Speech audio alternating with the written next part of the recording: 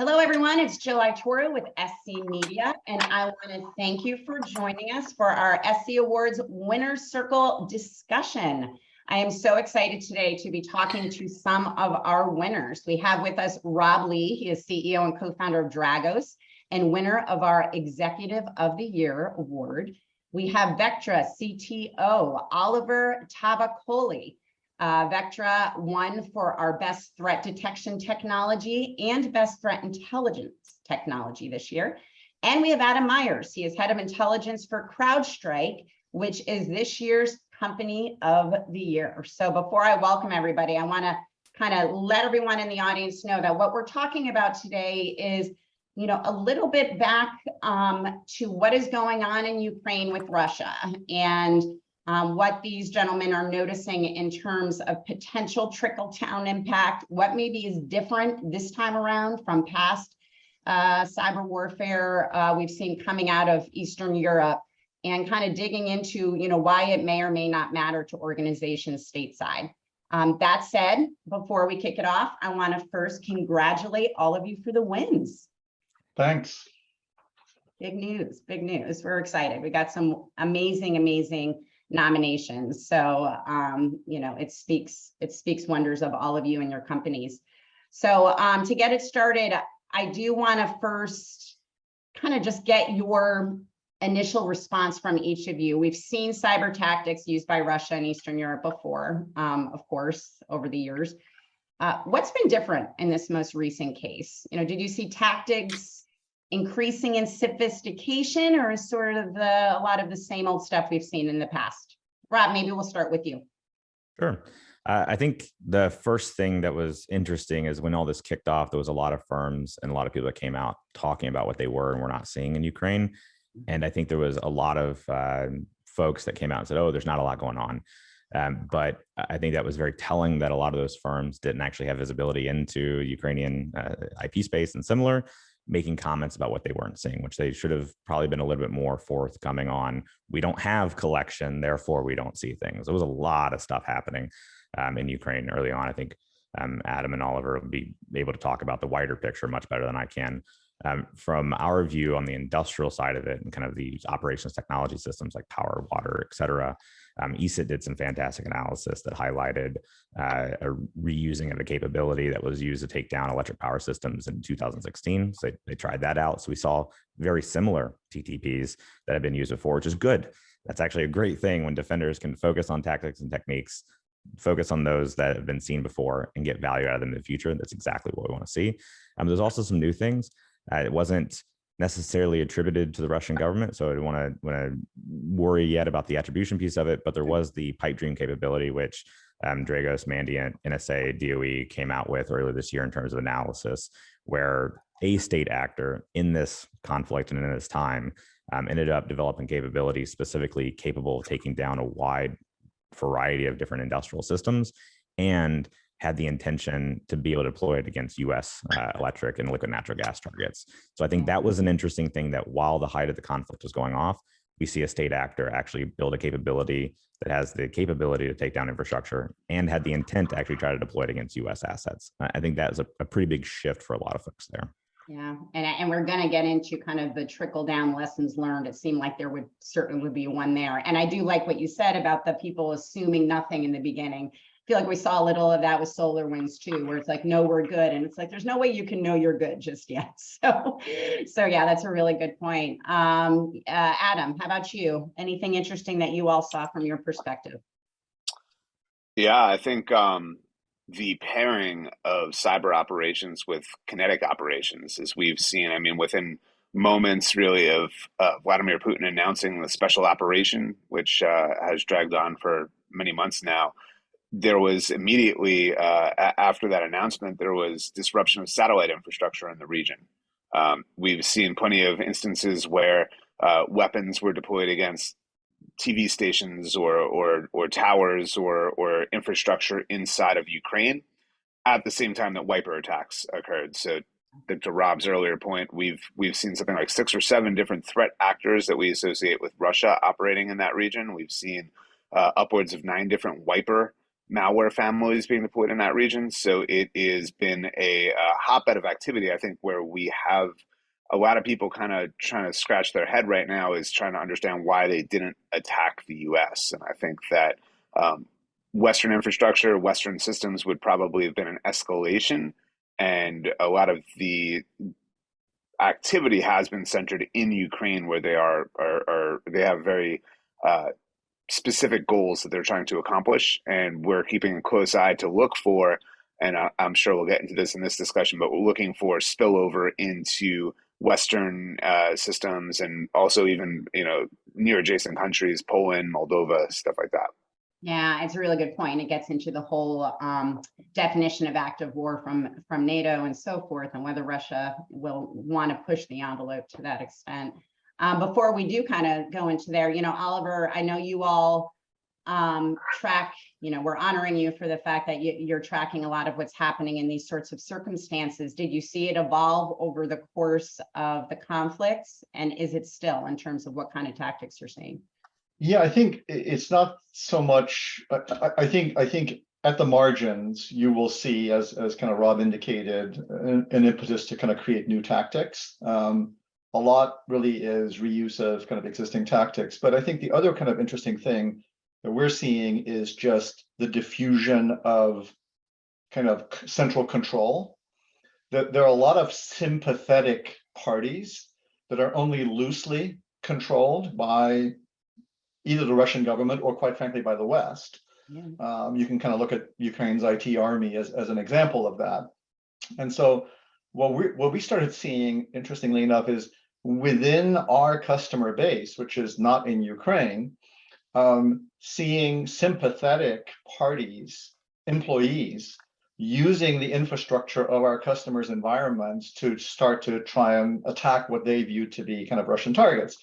And without kind of a really high quality targeting capability and a clear understanding of what they were doing. So you'd see, for instance, a Russian website being hosted in a German web hosting company being attacked by, servers within a customer network. So you're in this kind of weird situation where you're worried about inbound vectors. You're also worried to a certain degree about becoming part of an outbound vector and then becoming a legitimate target as part of that. That's a really interesting point, and it's something I wanted to bring up is what seemed interesting to me. And Rob, you kind of made reference to this in terms of there being a lot more response initially, even verbally, but there also was a lot more of companies standing up and taking action, so to speak. We, of course, saw Microsoft seize domains, used by one of the APT groups, and we even saw a lot of companies providing free threat intelligence services and so forth, which is great, but more so, I thought, than we've seen before. But was there concern that this was getting a little too, I don't want to use the word offensive because I know that gets into sensitive territory, but where was the balance? And was there any concern that cyber companies or US companies in general, Western companies, were getting a little too involved and almost poking the bear, so to speak? Is that something any of you thought about? Yeah, I'll take first crack at it and say, I think most of the efforts were very defensive in nature. Like for our firm, we looked at, when the president of the United States was talking publicly that there could be blowback of cyber attacks on US infrastructure as a result of what was going on. And I think part of that was informed by, at the time, the private analysis of what we were finding with Pipe Dream back in January, February, March. There was a real concern because I think it still gets glossed over a little bit. There was a capability designed to bring down US infrastructure that was trying to get deployed. Like the reason there's not been a lot of attacks in the US, in my opinion, is we've done a pretty good job at disrupting quite a few of them in process. And so with all of that, we knew that there was this real threat. So even like Dragos, we decided to give away our technology, services, managed services, incident response, everything for free for any company that's a utility under 100 million in revenue.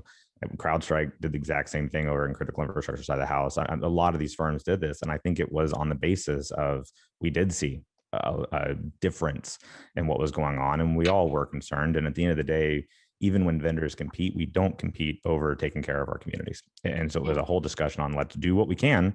The customers that can pay will. Those that can't, let's just take care of them the best we can right now. On the offensive side, I have a pretty strong view here, but I don't think it's right or wrong. It's just an opinion. But I really think everybody should stay out of that game. My background being on the military and NSA side of the house, even sympathetic people thinking that they're helping can be disrupting larger operations that they have no insight into. And so I think there's a real risk that, honestly, even with the Ukrainian IT army, and I'm not trying to put down anyone, and it's not my place at all, but I think that's also very problematic, where you have Russian aggression and there's tanks and people dying and missile launches and everything else. And we think that by going after a website of somebody in Russia, it's going to somehow deter them or change their actions. I don't see how that's a serious conversation. And instead, all you're doing is galvanizing a populace going, see, they're attacking us. We're the victims. So I think I'd be very careful with that. But if Ukraine wants to do that, that's their business. Anybody outside of Ukraine, I would say be real careful, because you often play in a pool that you have no understanding of. Yeah, that makes a lot of sense. Anyone else have thoughts on that? Yeah, I mean, I think we've seen quite a bit of participatory DDoS activity from people across the globe. I think Rob was alluding to a lot of that. And, we put out a blog post a couple of months back where we were observing threat actors, hacktivists, well-intentioned people that were, exploiting businesses. And I think this is an interesting angle here, right? They were exploiting businesses. They were taking advantage of open Docker environments and then deploying containers into that Docker environment to basically bring a commercial entity as an unwitting participant into a cyber conflict. And in doing so, from a defensive posture, organizations could find themselves now in the crosshairs between Russian and Ukrainian and other threat actors. So there was an element to that I think it was pretty interesting in terms of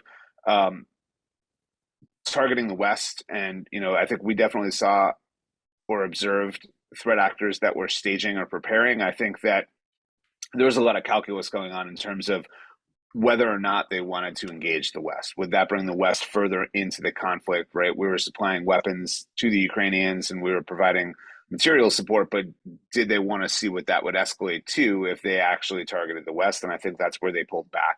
So sure, hopefully we disrupted some of it, but I also think that there was a degree of consideration that went into that in terms of whether or not they should engage. And from, at that angle, also the other piece of this that I'd point to is that a lot of Western businesses, US businesses in particular, I think the Russians were prepared to be cut off from SWIFT. I think that they were prepared for sanctions and increase in pressure. Where I think that they were not prepared was for companies that were, Starbucks, McDonald's, Maersk, all these companies that announced that they were kind of implementing their own sanctions protocols effectively against Russia. They weren't prepared for that. And you see these pictures of like an empty McDonald's in Moscow that is now being taken over by like food trucks or something like that. And I think that was really kind of where the Russian thought leaders and decision makers kind of came to a point. They're like, oh wait, this is not what we're expecting. What should we do from a retaliatory action? Let's model that. Let's prep that. And I think that's where they kind of drew the line. And they're like, wait, why don't we back off before we go further? Although that's an interesting point because they opted to back off. But I guess it is that question of whether they would do that versus retaliate. Now, to your point, retaliate would be a bold move on the West and on Western companies. But, it makes you wonder whether a company like Starbucks, McDonald's, whether that did cross their minds, in terms of these, we're almost doing our own form of sanctions. We could potentially get blowback from that in the form of a cyber attack, whatever it may be. I think there was a lot of decision making. I think that you can kind of observe going into this. So if you remember back in mid-January, there was a wiper attack that occurred and targeted Ukraine, and there was also a DDoS website defacement campaign at that same time. That happened just on the tail end of bilateral negotiations between the U.S. and Russia. And it almost seems like the Russians were considering invading Ukraine at that point, mid-January, and they backed off because something that happened in that bilateral discussion made them rethink it. And then we see the same exact targets. We see website defacement and another wiper in the hours before they rolled into Ukraine in February. So it seems like there's a lot of processing and inflection going on within Russia around their use of force. Yeah, it's interesting to see the overlap of geopolitics and response, even at the cyber level. Oliver, what did you think? Yeah, I think these are all, I think in real time, you're seeing these tactical reactions to, what is happening on the ground. I think the interesting question to ask ourselves is, this is like an inflection point. There's obviously, there's like before the Ukraine war, and then there's the Ukraine war. And so where is Russia going to go? Like, if you think about things like SolarWinds, which are long plays, right? Mm-hmm. What is Russia's posture going to be, and what are their more strategic directions going to be in the next 2 years? Because those things take a while to cogitate. Yeah, you have certain kinds of weapons that you can deploy almost immediately, DDoS campaigns, malware that you have sitting on the shelf that you've used before. But what do the next 2 or 3 years look like?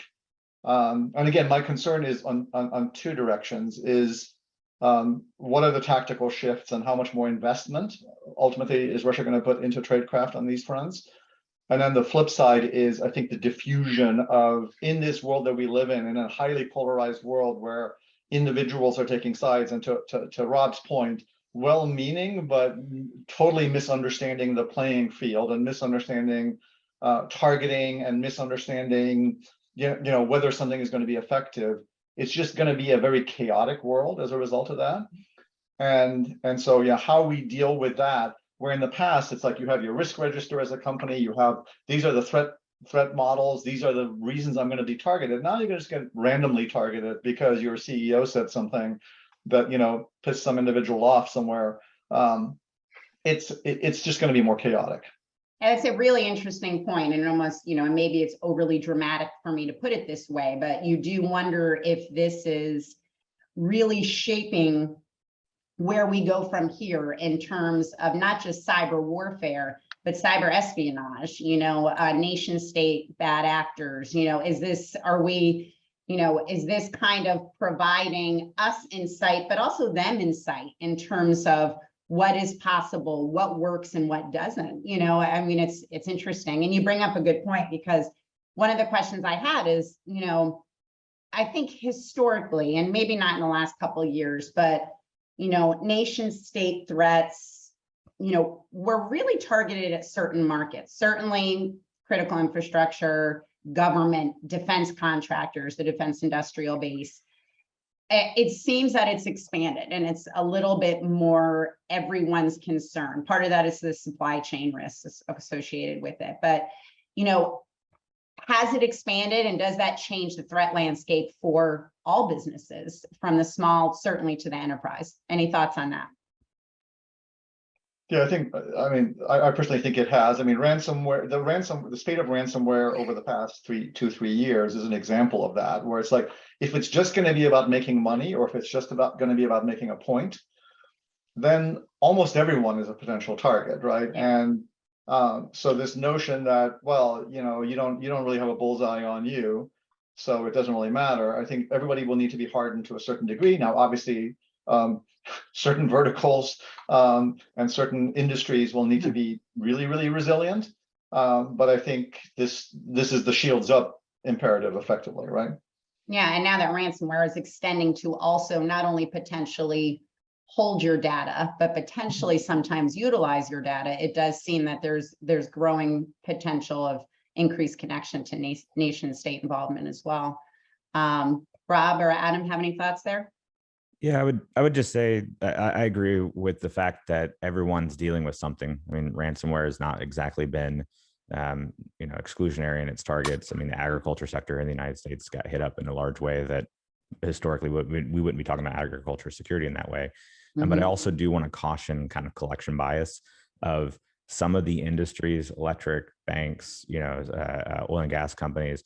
Some of them do invest quite a bit into their security, at least on the enterprise IT side. Not as much as historically been done on the operations technology side. And so for years, it was like, oh, there's no OT attacks. And it's like, well, we're not looking at all. And as soon as we started looking, we're like, oh, there they are. Take that, not just the IT OT, but discussion of the verticals. How many major mining companies were doing really big security efforts outside of the last couple of years? Some of them were, but not as an industry. They were leaders, but not as an industry. Lo and behold, as more people in the mining industry are doing security work, we're starting to see more mining threats. So I do think you will constantly have a reality where there are some industries and specific companies in those industries that are higher profile targets, like Oliver said. That's absolutely fair. But I also think as we do more security work across the community, probably largely driven by ransomware, we will start seeing other things like state actors as well in those industries. Yeah. So we're running low on time, but something I do want to get to some degree to the tactical. All of you, of course, have worked with clients and work with them regularly. I have to assume the situation in Ukraine came up. I think what some companies and organizations struggle with is how much directly relates to how they manage their own security. You know, we heard there was flurries of alerts coming out of CISA and elsewhere across government. You know, but sometimes the direct connection to what does this mean for me can be challenging, especially when organizations don't understand the trickle-down impact or the potential trickle-down impact. So what do they need to know? What do they need to be doing that maybe they're not doing, not only because of the situation in Ukraine, but those types of threats that do seem, you know, a little distant or disconnected from the day-to-day? I mean, I think this is a function of maturity and thinking about threats and implementing intelligence in their defensive posture.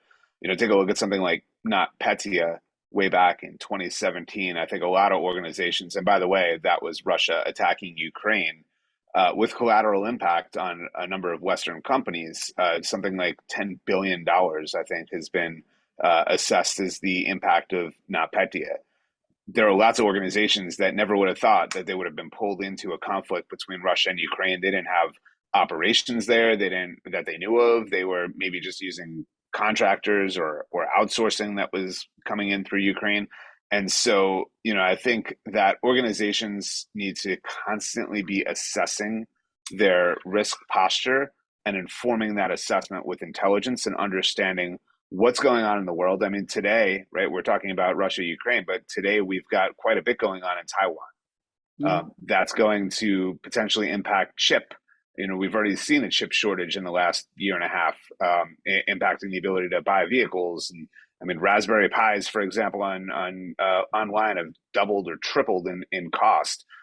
And so you think about a lot of chips coming out of Taiwan. You think about the conflict that's going on right now in the Taiwan Strait and the exercises by the Chinese. Yeah. You know, these are things that organizations really need to be looking at and saying, how's that going to impact us today? But how's that going to impact us 6 months down the road? How's that going to impact us a year down the road? And I think if we learned anything during the course of the pandemic, it's that, you know, the supply chain is a lot more fragile than we understood it to be. And we need to be thinking about all of these things in totality and putting that into our risk assessment modeling, which everybody's doing today. Yeah, absolutely. Oliver and Rob? Yeah, I'd briefly add, regardless of the scenario, and there's going to be many of them, and I think, look, I don't want to be hyperbolic about China, but I think Russia is a warm-up game, and I think that there's going to be a lot more coming of this type of world.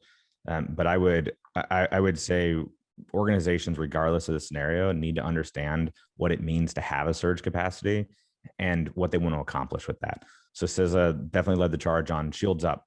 Well, you can't go shields up forever. So what does that look like, and how do you actually balance that, especially with staff that are already under-resourced for what you're asking them to do? How do we make sure that we have alignment from the board on down on what would we like to accomplish in a shields up like surge capacity? And for an understanding that a lot of the efforts don't happen overnight. You know, I got asked by a lot of electric and oil and gas companies and similar around, hey, we haven't really done OT security before. We hear it from the government on shields up. What do we need to do? And I was like, prepare for the next one. Sit this one out. Like, there's nothing you're doing in the next week from an OT security project that is any bit meaningful to this conflict. But if you're going to want to be able to do something later, you better start now, because those projects can take a year plus for everything to actually get up and going. So I think that's a conversation about what does a surge capacity mean and what do we want the outcome to be. That's got to be understood in the business. Yeah, I also agree kind of with Rob on kind of this is a warm up. I mean, this is ultimately the ability to sustain this kind of offensive pressure that Russia is trying to put on the rest of the world is an economic one at the end of the day. The Russian economy is 1/5 the size of the Chinese economy. Yeah. You know, there's a lot more money in China to pursue these kinds of strategic imperatives. And so, yeah, I think the next decade will be interesting. Yeah, absolutely. Well, thank you. We're out of time. Go ahead. Closing thought there, Adam. I was going to say, what's that? What's the Latin phrase? Hope for peace, prepare for war. Yeah.